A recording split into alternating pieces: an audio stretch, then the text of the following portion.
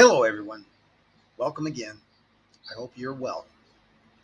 What is the cost of being a victim? This may go beyond the PC arena, so prepare yourself.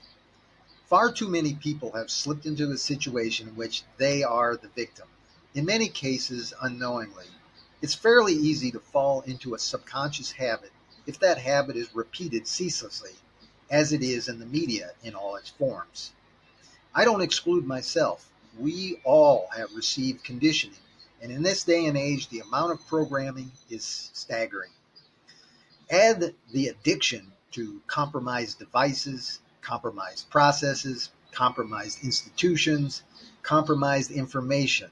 It's truly a tremendous, interconnected monstrosity. Even when people innocently point the finger of blame at others, they are quietly or not so quietly admitting they are a victim. This is a powerful sign to be aware of. Victimhood is essentially admitting powerlessness. When the powers that should not be look out and see the human terrain of people angry and upset at each other, they probably sit back and laugh.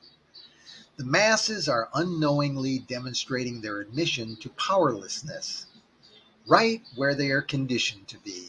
The system is working. In addition, the system is designed so that those who have suffered the greatest inequities will more than likely be the next administrators and middle managers perpetuating this endless system. From an article in the Scientific American, which you can refer to on the blog, quote, based on clinical observations and research, the researchers found that the tendency for interpersonal victimhood consists of four main dimensions. A, constantly seeking recognition for one's victimhood. B, moral elitism. C, lack of empathy for the pain and suffering of others. And D, frequently ruminating about past victimization. Aren't these the perfect attributes for robotic government employees and enforcers if you're a tyrant perpetuating the system? This is also why those of us who seek freedom and truth need to seriously consider forgiveness and problem solving as two of the most powerful tools in our toolbox. Blame is only going to boomerang. Complaining and protesting is only an admission that we can't conceive of a solution or we don't have the will or know-how to carry it out. Inequities and harms are certainly being suffered. For God's sake, there are more slaves on the planet today than ever before. Who isn't a slave to the system? From the top to the bottom of the entire control structure, everyone is being victimized. And yet, the answer isn't to whine, it isn't to retaliate, it's to become creative problem solvers and be forgiving of others, and most importantly, ourselves.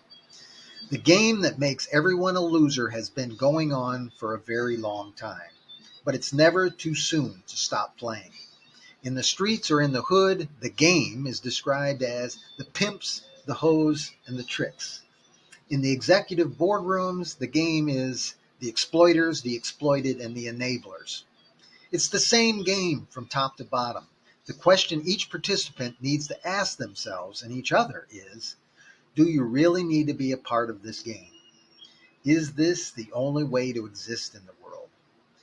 I would suggest most of the things people think they need, they don't.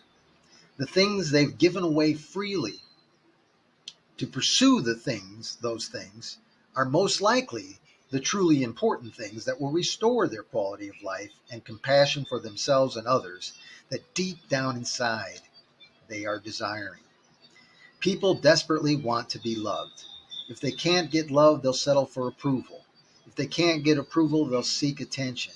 And if they don't get attention for good behavior, they'll use bad behavior. That's the epitome of the experience we are all witnessing. Those with the power to manifest whatever they want are seeking attention with bad behavior because they know no better. What is the cost of victimhood? I would suggest it's the absence of the knowledge that the gift of the solutions that everyone seeks, they already have. They just need the courage and assistance to find it inside. Thanks. I hope you have a wonderful day.